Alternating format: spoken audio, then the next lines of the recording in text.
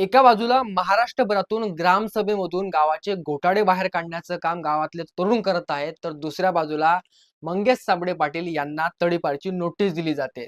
हो, तेच मंगेश साबळे ज्यांनी कधी साडी घालून, तर कधी अंगाला पालापाचोळा घालून, तर कधी जिल्हा परिषदच्या समोर लाखो रुपयाची उधळण करून आपल्या गावाचे प्रश्न हे महाराष्ट्र पातळीवर मांडण्याचं काम केलंय. आज त्यांना तडीपारची नोटीस दिली गेली.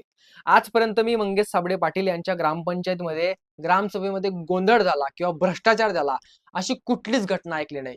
परंतु दुसऱ्या बाजूला गावातल्या तरुणांनी प्रश्न विचारले म्हणून ग्रामसेवकाचा अटॅक होऊन मृत्यू झाला म्हणून त्या तरुणांवर मनुष्यवधाचा गुन्हा दाखल केला जातो. एकंदरीत विषय काय, जर तुम्ही गावाचे सरपंच असाल तर तुम्हाला सिस्टीममध्ये पैसे खाऊ घालायचे, स्वतःही पैसे खायचे आणि गावाचा कारभार करायचा आहे. आणि दुसऱ्या बाजूला जर तुम्ही गावाचे सुज्ञ नागरिक असाल आणि गावाच्या कामाबद्दल जर तुम्ही प्रश्न विचारले तर तुमच्यावर मनुष्यवधाचा गुन्हा दाखल होईल. एकंदरीत विषय काय, जर तुम्ही शिस्तीमध्ये काम करत असाल तर तुम्हाला फक्त आणि फक्त भ्रष्टाचार करायचा आहे. इमानदारीने जर तुम्ही काम केलं तर तुम्ही जर सरपंच असाल तर तुम्हाला तडीपारची नोटीस दिली जाईल आणि जर तुम्ही गावातले तरुण असाल तर तुमच्यावर मनुष्यवधाचा गुन्हा दाखल केला जाईल. धन्यवाद.